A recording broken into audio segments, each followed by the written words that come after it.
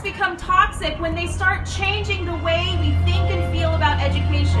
They become toxic when we start using the wrong tool the wrong way. But when we hold kids' graduation to that, that's toxic.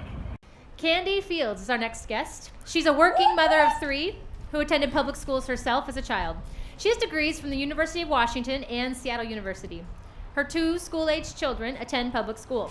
She trusts the judgment of classroom teachers more than a number from a test written and scored by someone who has never met her children.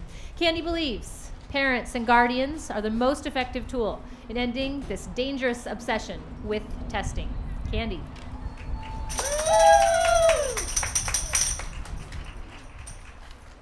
Hi, everybody. I want to start off by giving a round of applause to our wonderful, lovely MC, Juliana. And our lovely chorus of singers up here. Bravo.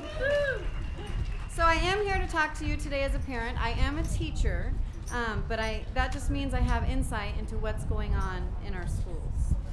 I've seen firsthand the devastation that this testing obsession has created.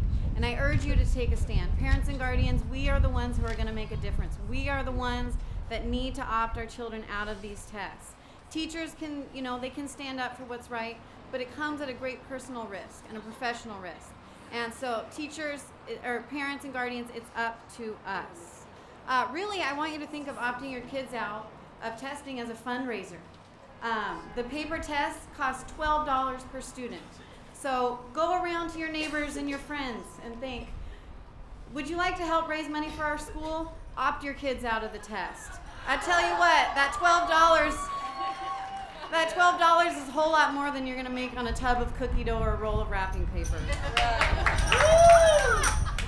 Why you, though? Why your child? Why should you opt your child out? There is not a single scenario where it doesn't negatively impact your child. As soon as they get that number, every number that you're wearing, as soon as they get that number, it is going to affect them. Even if they pass the test and they get a 3 or a 4, guess what? Those kids get put on the back burner.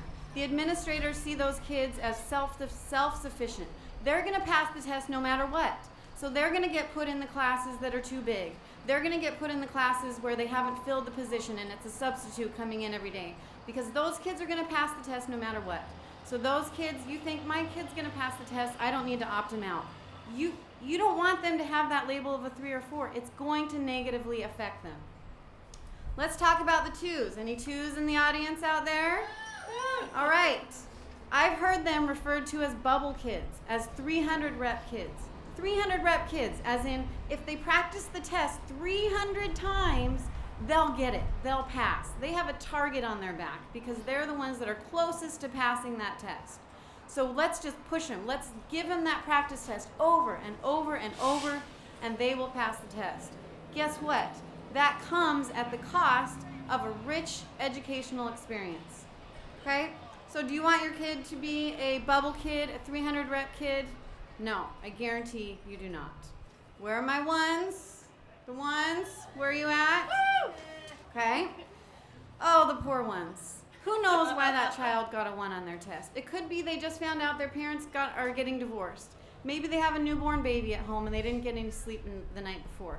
Maybe they're just not a good test taker.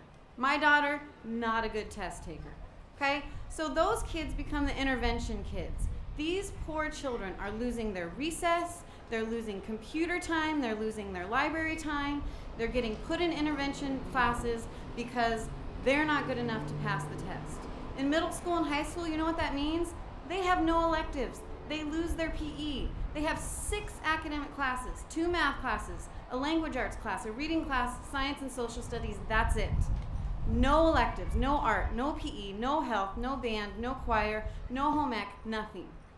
These poor kids are they're gonna lose their love of learning if they haven't already. So who benefits from these tests? Not your teachers, not their teachers. Okay, the teachers have now, Olympia is trying to attach these test scores to teachers' evaluations.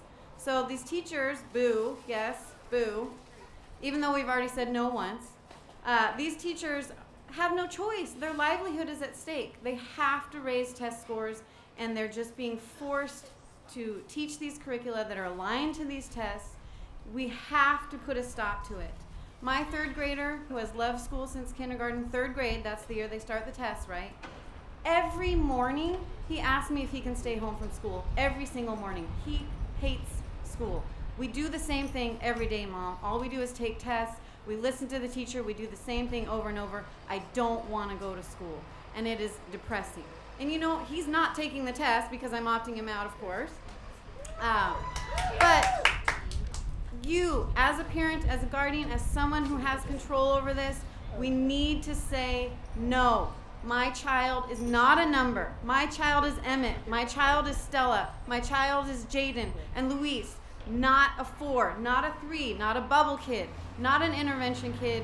My kid is a kid. Opt your kids out, please.